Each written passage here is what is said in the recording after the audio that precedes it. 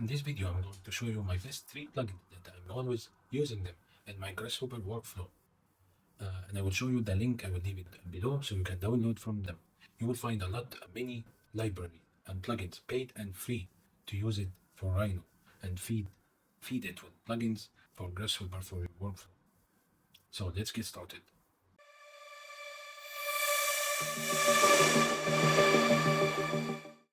Okay, so let's start with the first plugin. Is the LunchBox. The LunchBox, the most components that I'm using always is the panels and the structure. The panels, you can find the multiple shapes, multiple pattern that converted to the panels and the curves. So let's use it.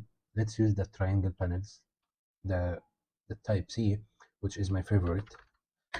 So here in the Rhino file, we will use this as an example to show the full and the whole plugins. So let's set the curve. Once you set the curve, you connect it to the surface, and here you can find and see the plugins and the pattern. The patterns have been divided. You can of course change this to desired numbers and reduce it, decrease it, increasing, do whatever you want.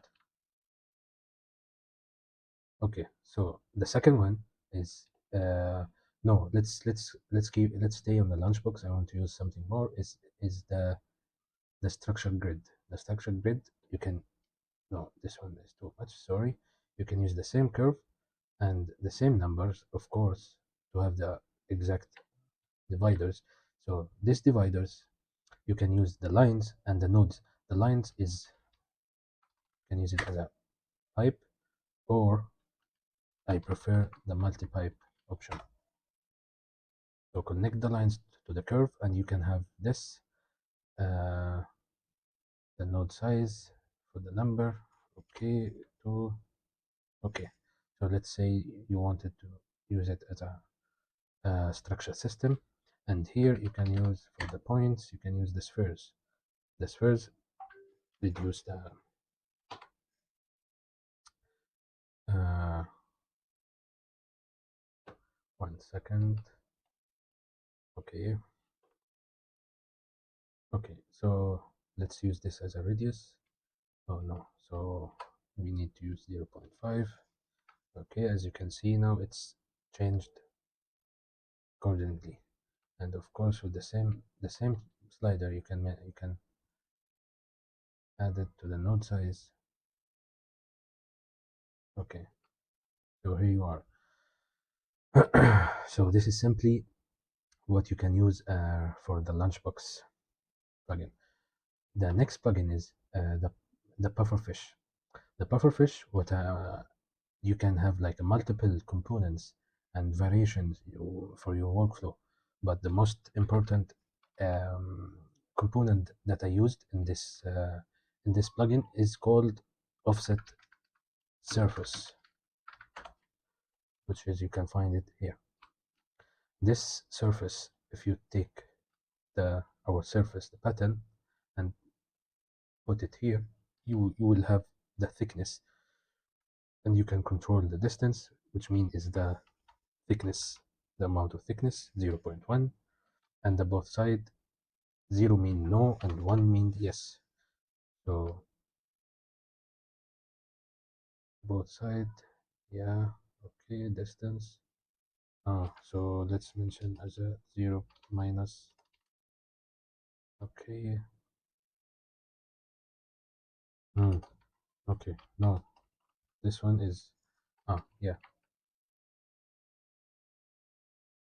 and this one said boolean false. No, yeah, the create solid is if you want to close the offset and make it as a solid. So you can use it as a, you can have it in this, the 4 shape diagonal. This means the solid part, not only the top surface. Okay, so let's back to our plugin. Okay, so this is simply the pufferfish. This is very helpful. The offset, you can have it, you can just connect the surface you want, the distance, give it a distance, and both sides if you want to extrude it up and down. And the create solid is mean what I just explained. And the third one is the Mesh Plus. Mesh Plus is a very powerful tool, but I'm not usually using it because it's more like a complex shape, and it's not into architecturally or something, that it's not a common practice. It's a specific um, industry and a specific task. That's why I'm not using it, but it's very powerful tool. Link for like many YouTube tutorials that you can in Parametric house.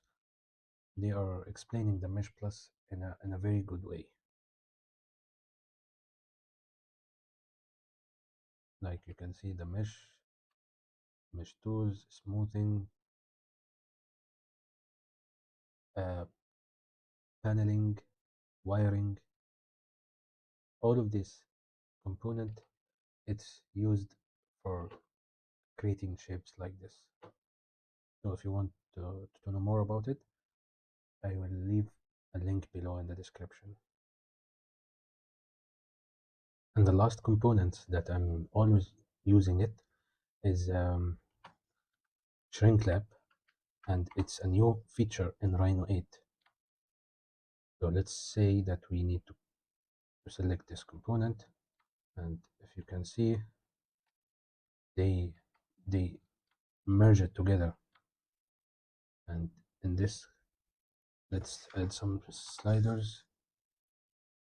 You can see it's, yeah, okay, offset.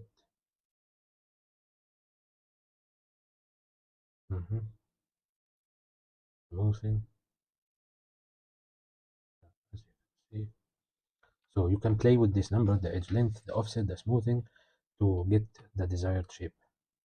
And optimization, I think nothing works here. Like if you can see, the grid lines just changed. So I think it's a very useful and powerful component. Fill holes, but we don't have any holes, so I will keep it as before. Okay, so when you pick it, okay,